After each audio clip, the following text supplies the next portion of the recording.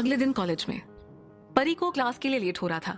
वो जल्दीबाजी पे जा रही होती है, तभी किसी से टकरा जाती है और उसका बैग गिर जाता है और उसकी बुक्स पे बिखर जाती हैं। आंखें बंद करके चल रहे थे क्या? दिखाई नहीं देता? एक तो ऑलरेडी लेट हो गया, उस पर से उफ। परी बुक उठाते हुए बोलती है, हाँ तो कॉलेज टाइम से आया करो ना और देख के चला करो। एक तो कॉलेज लेट आई हो, उस पर से चल तो ऐसे रही थी जैसे पार्क में टहल रही हो, और तुम्हारी वजह से मेरी सारी फाइल्स गिर गईं।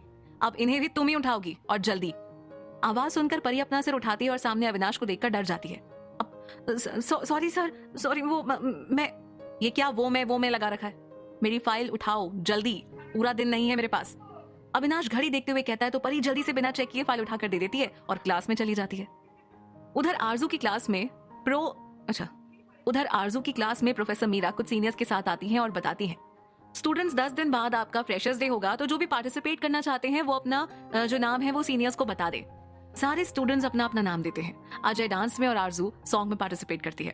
अविनाश स्टाफ रूम में आता है और फाइलें चेक करता है, मगर फाइल देखकर चौंक जाता है। वो सारी फाइल दोबारा चेक करता है तो वो रियलाइज करता है कि गलती से परी की फाइल उसके पास चली गई है।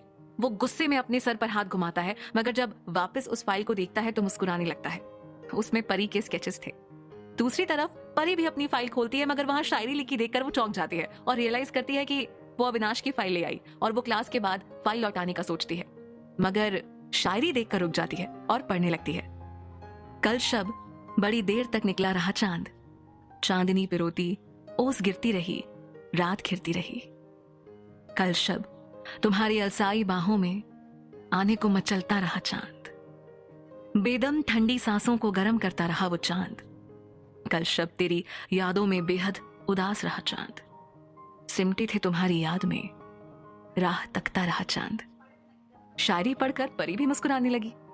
लाइब्रेरी में आरव और रेहान बैठकर कुछ डिस्कस कर रहे होते हैं कि तभी कुछ शोर सुनकर बाहर आते हैं और देखते हैं कि कुछ लड़के एक लड़की को परेशान कर रहे हैं। क्या हो रहा है यहाँ? क्या कर रहे हो तुम लोग? आरव और रेहान को वहां देखकर वो लड़के भाग जाते हैं वहां से। आखिर स्टूडेंट्स यूनियन के हेड से कॉलेज में थोड़ी कोई पंगा लेगा। और उन लड़कों के जाने के बाद दोनों उस लड़की के पास जाते हैं। आप ठीक तो है ना? आरव ने पूछा। उस वक्त तक तो वो उस लड़की के पीछे थे। जब लड़की ने कोई रिस्पॉन्स नहीं दिया तो वो उसके सामने चले गए। उस लड़की ने सफेद कुर्ता, हरा पटियाला और हरे रंग का दुपट्टा लिया हुआ था। बालों की चोटी बनाई हुई थी और कानों में सिल्वर इयररिंग थे। उसने डर से अपनी आंखें बंद कर रखी थी और उसके गुलाबी होंठ थरथरा रहे थे और वो बिल्कुल किसी बच्चे की तरह मासूम लग रही थी। आरव ने जब उसे देखा तो बस देखता ही रह गया। रेहान ने उसको देखा तो उसके कंधे पर हाथ रखते हुए पूछा, आप ठीक तो है ना? रेहान के टच करते ही वो लड़की जोर से चिल्ला पड़ी। उसकी आवाज सुनकर आरव जैसे होश में आया। तभी परी भी किसी काम से जा रही थी और उनको देखकर वहां आ गई। फिर उन तीनों ने मिलकर उसे संभाला और उससे उसके बारे में पूछा तो उसने बताया कि उसका नाम आरुषि है और वो उस कॉलेज में नहीं है। वो लड़के उसकी रैगिंग के बहाने उससे बदतमीजी कर रहे थे। ये सुनकर सब बहुत गुस्सा हो जाते हैं। उसे इन लड़कों के खिलाफ कंप्लेन करने के लिए कहते हैं, मगर वो मना कर देती है और वहां से चली जाती है। क्लास के बाद रेहान आरजू को ऑफिस की बात बताता है, जिसे सुनकर आरजू बहुत खुश हो जाती है और वो तीनों साथ में पार्टी करने के लिए रेस्टोरेंट जाते हैं। जिंदगी की यही रीत है, हार के बाद ही जीत है। थोड़े आंसू है, थोड़ी हंसी, आज गम है तो कल है खुशी। जिंदगी की यही रीत है, हार के बाद ही जीत है। तीनों दोस्त रेस्टोरेंट में बैठकर साथ में गा रहे होते हैं कि तभी आरव की नजर खिड़की के बाहर जाती है, जहां आरुषि सड़क के किनारे छोटे पपीज को बहुत प्यार से बिस्किट्स खिला रही होती है। उसे वहां उस तरह देखकर आरव खो जाता है। थोड़ी देर बाद आरजू और रेहान गाना गाते हैं, मगर आरव को चुप देखकर वो भी बाहर देखते हैं। तभी वही लड़के वहां भी आते हैं और आरुषि के साथ फिर बदतमीजी करने लगते हैं। क्या बात है मैडम, कुत्तों को खाना खिला रही हो? हाय, काश को इतने प्यार से हमें खिला देता। अरे ये है ना, ये खिलाएंगे हमें भी। क्यों मैडम, खिलाएंगी ना? अरे भाई आराम से, इतने क्यों बेसब्र हो रहे हो? आज तो तुम सबको बहुत अच्छे से प्रसाद मिलेगा। आरव ने कहा, देख ये कॉलेज नहीं है जो तू बोले और हम रुक जाएं। तो बेटा तू यहाँ से निकल ले, वरना। उनमें से एक बोला, ओ धमकी? अच्छा मैं ना जाऊं तो? आरव ने भी करते हुए कहा, वैसे भी तेरे साथ काफी हिसाब पूरा करना है, तो तू हमसे अभी उलझ मत, हाँ, और सीधे सीधे यहाँ से निकल ले। दूसरे ने अपना मुंह खोला, ये सही है, एक काम करते हैं, आज सारा हिसाब पूरा कर लेते हैं। आरव भी आज पूरे मूड में था। इसी बीच आरजू आरुषि को लेकर वापस रेस्टोरेंट में चली गई और आराम से अपना कोल्ड ड्रिंक पीने लगी। रेहान ने आरुषि को भी कोल्ड ड्रिंक ऑफर किया। देख, प्यार से समझा रहे हैं तो समझ जा, वरना वरना क्या? हाँ, ये बोलते हुए आरव उन पर टूट पड़ा और तबीयत से धोना शुरू किया। इधर रेस्टोरेंट में आरजू और रेहान आराम से कोल्ड ड्रिंक पीते हुए फाइट एंजॉय कर रहे, लेकिन आरुषि डर रही थी और उन्हें बार बार आरव को रोकने को बोलती, मगर उन्हें कोई फर्क ही नहीं पड़ रहा था। ये ब्लू टी शर्ट वाला 3 मिनट में गिरेगा। नहीं यार, बंदे की बॉडी अच्छे, 5 तक जाएगा। लगी शर्त? ठीक है, मेरी 50 की। ये कालू कमीना दिखता है, पक्का ये चाकू निकालेगा। अरे नहीं यार, ये तो सबसे बड़ा फट्टू है, सबसे पहले भागेगा। मेरी 50 की। ये बाल की दुकान पक्का पीछे से मारेगा। और क्या सही पकड़ा यार आपने। और पूरे 5 मिनट बाद आरव वापस टेबल पर बैठा था। आप ठीक तो है ना? आपको लगी तो नहीं? क्या जरूरत है आपको उनसे लड़ने की? कुछ हो जाता तो? आरुषि परेशान होते हुए बोलती है। तुम्हें सच में फर्क पड़ता है? तो जब हमने सुबह तुमसे कंप्लेन करने को कहा था तो क्यों नहीं किया? जी वो मैं... देखो, आरव सही कह रहा है, तुम्हें उनके खिलाफ कंप्लेन करनी चाहिए, वरना तो वो वापस तुम्हें परेशान करेंगे और शायद तब हम तुम्हारी मदद के लिए वहां पे ना हो। रेहान ने समझाते हुए कहा, मगर आरुषि वहां से उठकर चली जाती है। अजीब लड़की है, आरव उसे जाते हुए देखते हुए कहता है। और इधर रेहान और आरजू शर्त के पैसों के लिए लड़ने लगते हैं। थोड़ी देर मस्ती करने के बाद आरव और रेहान आरजू को घर ड्रॉप करके ऑफिस जाते हैं। वहां पे अजय पहले से बैठा रहता है। हेलो अजय, तुम इस वक्त यहाँ? हाँ, आज से ही ऑफिस ज्वाइन कर रहा है। कोई प्रॉब्लम है क्या तुम्हें? देवकी जी ने रेहान को घूरते हुए कहा। Welcome Ajay, all the best, Aarav ने जल्दी से कहा और बाहर चला गया। वेलकम अजय, तुम्हें यहाँ देखकर बहुत खुशी हुई, सच। अगर कोई जरूरत हो तो बताना, रेहान ने अजय को गले लगाकर कहा और जल्दी से अपने कैबिन में चला गया। दूसरी तरफ परी और अविनाश दोनों एक दूसरे का सोशल मीडिया अकाउंट चेक करते हैं। दोनों एक दूसरे को फ्रेंड रिक्वेस्ट भेजना चाहते हैं, मगर कुछ सोचकर रुक जाते हैं। फिर मुस्कुराकर फाइल पढ़ते हैं। अगले दिन, पापा मुझे आर्ट एंड क्राफ्ट सीखना है। ये क्या नया फितूर है तुम्हारे दिमाग में? हाँ पापा, वो मैं कॉलेज के बाद घर पे अकेले बहुत बोर हो जाती हूँ। और तुम्हारी पढ़ाई का क्या?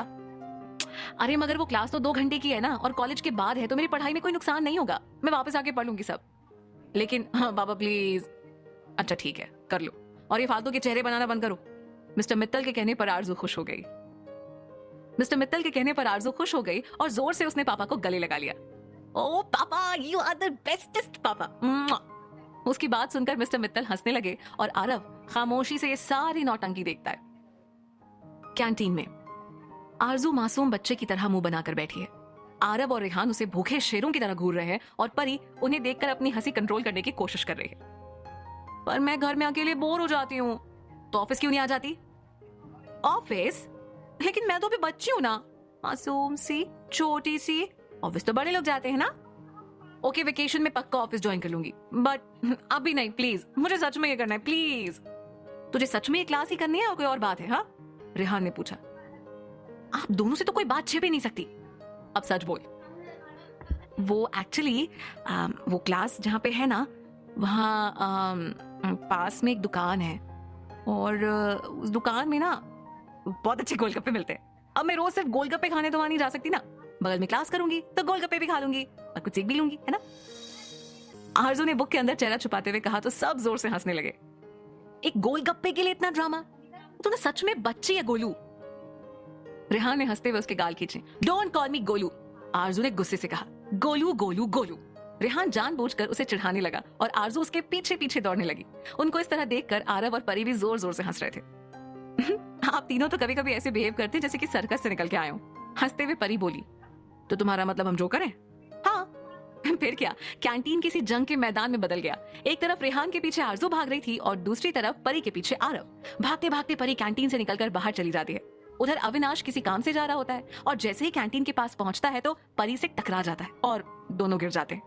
परी को अपने पास ऐसे देखकर अविनाश सब कुछ भूलकर बस उसे देखने लगता है।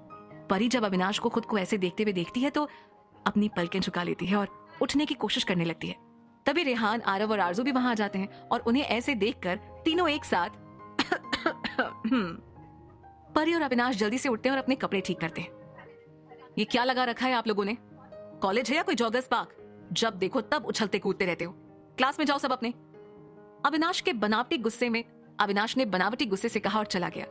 अब तीनों अपना हाथ बांधे और सीरियस लुक के साथ परी को देखने लगे। वो गोल्डी लाइब्रेरी में मेरा वेट करिए। हाँ, परी ने कहा और जल्दी से वहां से निकल गई। उसके जाते ही तीनों खिलखिलाकर हंसने लगे। कॉलेज में गोल्डी सना से मिलती है। हेलो सना, कैसी हो? मैं तो ठीक हूँ, पर तुम मुझसे मिलने आई हो? तुम्हारे फ्रेंड्स का क्या हुआ, कहाँ है? क्या हुआ, तुम्हें ग्रुप से निकाल दिया क्या? सॉरी यार, अब तक ऐसा कुछ हुआ नहीं है, लेकिन अगर तुम चाहो तो बहुत कुछ हो सकता है। क्या मतलब? मतलब ये है कि मैं अच्छे से जानती हूँ कि तुम आरव को लाइक करती हो, और वो भी फर्स्ट ईयर से, और ये लास्ट ईयर है। अब भी अगर तुमने कुछ नहीं किया तो मेरा छोड़ो, ये बताओ, तुम भी तो रेहान को लाइक करते हो, वो भी फर्स्ट ईयर से। तुम तो उसकी फ्रेंड भी हो, मगर फिर भी खाली हाथ। तुम शायद मुझे जानती नहीं, जो मुझे पसंद आ जाए ना उसे तो मैं हासिल करके ही रहती हूँ। एनीवे, मैं तो तुम्हारी हेल्प करने आई थी, मगर तुम तो इंटरेस्टेड ही नहीं हो तो ओके। वैसे तुम मुझ पर इतनी मेहरबान क्यों हो? वो क्या है ना, मैंने एक दो बार आरव को तुम्हें देखते हुए नोटिस किया है, बड़े प्यार से, और वो अक्सर किसी न किसी बहाने से तुम्हारे बारे में पूछता है, लेकिन शायद तुमसे डायरेक्टली बात करने में हिचकिचाता है, तो मैंने सोचा कि तुम दोनों की थोड़ी हेल्प कर दूं। आखिर तुम दोनों मेरे दोस्त हो, और ऐसे मामलों में तो फ्रेंड्स फ्रेंड की हेल्प नहीं करेंगे तो कौन करेगा? हाँ, तुम सच कह रही हो? अब तुमसे झूठ बोलकर मेरा क्या फायदा? एनीवे, अब तुम्हें कोई इंटरेस्ट नहीं है तो ओके, बाय। अब अरे रुको तो, अब मेरा वो मतलब थोड़ी था, मैं मजाक कर रही थी यार, तुम तो बुरा मान गए। अच्छा सुनो ना, मैं आरव को सच में बहुत लाइक करती हूँ, बट समझ ही नहीं आता कैसे कहूँ। तुम उसकी चिंता मत करो, बस अब तुम्हें जो कहूँ वही करना। ओके ओके, थैंक यू, तुम ना मेरी सच्ची वाली फ्रेंड हो। सना ने खुशी से उसे गले लगाकर कहा तो गोल्डी के चेहरे पर एक शातिर मुस्कान आ गई। कैंटीन में रेहान, आरव, परी और आरजू बैठकर बातें कर रहे थे। दूसरी टेबल पर अजय अपने दोस्तों के साथ बैठा है, और तभी एक लड़की आकर रेहान को हेलो विश करती है तो रेहान बहुत खुश हो जाता है। वो उसको हेलो विश करता है और सबसे इंट्रो करवाता है। हाय गाइस, ये ईशा है, मेरी फ्रेंड। जब मैं मुंबई गया था ऑफिस के काम से, तब हम वहां मिले थे। अच्छा ईशा, ये बताओ तुम मुंबई से कब आई? बताया क्यों नहीं, मैं आता तुम्हें रिसीव करने के लिए। इट्स ओके यार, वैसे भी मैं तुम्हें सरप्राइज देना चाहती थी तो बिना बताए सीधे यही आ गई। आरजू को ईशा को देखकर वहां पे बिल्कुल अच्छा नहीं लग रहा था, लेकिन वो चुप थी। ईशा सबसे मिलती और उनसे उनके बारे में पूछती है। आरजू बस उसे एक तक देखती है। पिंक टॉप और व्हाइट शर्ट के साथ लॉन्ग बूट्स में वो किसी मॉडल की तरह दिख रही थी, और उसका मेकअप बिल्कुल परफेक्ट लग रहा था। उसकी बॉडी लैंग्वेज, उसके बात करने का स्टाइल, सब एकदम किसी प्रोफेशनल की तरह था। सब लोग बस उसे ही देख रहे थे। और आरजू, फ्रेशर्स डे की तैयारी कैसी चल रही है? तुमने किसी चीज में पार्टिसिपेट किया है? जी, मैंने सिंगिंग में पार्ट लिया है। ओ वाओ, तो हमें भी कुछ सुनाओ। आरजू ईशा और रेहान को करीब बैठे देखकर रिपीट आरजू ईशा और रेहान को करीब बैठे देखकर गुस्से में गुनगुनाना शुरू करती है। यारों दोस्ती बड़ी ही हसीन है, ये ना हो तो क्या फिर बोलो ये जिंदगी है, कोई तो हो राज़दार, बेगरज तेरा हो यार। यारों मोहब्बत ही तो वो बंदगी है, ये ना हो तो क्या फिर बोलो ये जिंदगी है, कोई तो दिलबर हो यार, कोई तो दिलबर हो यार, जिसको तुझसे हो प्यार, कोई तो दिलबर हो यार। तेरी हर एक बुराई पे डांटे वो दोस्त, गम की हो धूप तो साया बने तेरा वो दोस्त, नाचे भी वो तेरी खुशी में। अरे यारों दोस्ती बड़ी ही हसीन है, ये ना हो तो क्या फिर बोलो ये जिंदगी है, कोई तो हो राज़दार, बेगरज तेरा हो यार, कोई तो हो राज़दार। इसके बाद आरजू एक हाथ में रेहान और एक हाथ में आरव का हाथ पकड़ लेती है और फिर गाने लगती है।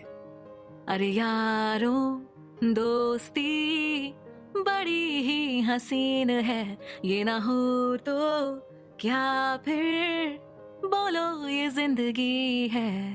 फिर सारे फ्रेंड्स एक दूसरे का हाथ पकड़ कर गाते हैं। कोई तो हो राज़दार, बेगरज तेरा हो यार, कोई तो हो राज़दार। आरजू जब रेहान को ईशा का हाथ पकड़े देखती है तो गुस्सा हो जाती है और वहां से उठकर चली जाती है। सब उसे ऐसे देखकर हैरान हो जाते हैं तो रेहान बोलता है, मैं देखता हूँ, और उसके पीछे जाता है। आरजू, आरजू क्या हुआ है तुझे, कहाँ जा रही है? तू ठीक तो है ना? आरजू उसको इग्नोर करके जाने लगती है तो वो उसका हाथ पकड़कर अपनी तरफ खींच लेता है। अब बोल, क्या हुआ? आपको से क्या? आप जाओ ना अपनी उस गर्लफ्रेंड के पास। तुझे जलन हो रही है? मुझे क्यों की जलन? और वो गुस्से में वहां से चली जाती है और रेहान उसको मुस्कुराते हुए देखता रहता है। लेकिन अजय उसकी बातें सुन लेता है और वो भी गुस्से में वहां से चला जाता है। ऑफिस में मिस्टर शर्मा और मिस्टर मित्तल आरव को अपने कैबिन में बुलाते हैं और उसे रेहान और आरजू की सगाई के बारे में बात करते हैं और उससे पूछते हैं कि वो क्या सोचता है। वो भी बहुत खुश हो जाता है और कहता है ठीक है, आप सब जैसा चाहते हैं वैसा ही होगा। दूसरी तरफ अजय देवकी जी को ईशा के बारे में बताता है तो देवकी जी कहती हैं, अगर ईशा और रेहान की शादी हो गई तो कंपनी में रेहान की पोजीशन मजबूत हो जाएगी। वैसे भी जितनी प्रॉपर्टी रेहान की माँ के नाम पर है वो तो उसे मिलेगी और ईशा भी अमीर घर की लगती है, तो हो सकता है कि उसके डैड की भी प्रॉपर्टी रेहान को मिल जाए। अगर ऐसा हो गया तो हमारे पास क्या रहेगा? नहीं, हम ऐसा नहीं होने दे सकते। तुम्हें कुछ भी करके उनका ब्रेकअप करवाना पड़ेगा। कॉलेज में नमन काफी समय के बाद कॉलेज आया, इसीलिए रेहान और आरव उसको समझाते हैं। और भाई आ गए आप, धन्य भाग इस कॉलेज की, आप यहाँ पधारे। भाई ऐसे कब तक चलेगा? कॉलेज का लास्ट ईयर है और तुम्हें कोई फिक्र नहीं है। थोड़े दिनों में कैंपस सिलेक्शन होने वाला है, अब तो सीरियस हो जाओ। ओ कम ऑन यार, कितने बोरिंग हो तुम लोग। अरे यही तो टाइम है खुल के जीने का, एंजॉय करो यार। वैसे तुमने कैंपस के बारे में पता किया? सुनने में आ रहा है कि सिलेक्शन काफी मुश्किल होने वाला है इस बार। कॉलेज के प्रोग्रेस रिपोर्ट के अलावा कंपनी सबके पर्सनल स्किल्स का भी टेस्ट करने वाली है। उफ यार, क्या तुम लोग भी? वैसे तुम लोग कैंपस के लिए क्यों सोच रहे हो? तुम्हारे तो डैड की कंपनी है, तुम लोग तो अभी से ज्वाइन कर भी चुके हो। हाँ लेकिन तुम्हारा क्या? मेरा क्या? कहीं ना कहीं तो जॉब मिल ही जाएगी और कहीं भी नहीं मिली तो तुम दोनों तो हो ही। तुम्हारी कंपनी ज्वाइन कर लूंगा। नमन को जैसे कोई फर्क ही नहीं पड़ रहा था। तभी ईशा वहां आती है और रेहान और आरव उससे बातें करने लगते हैं। नमन भी गोल्डी और परी के पास चला जाता है।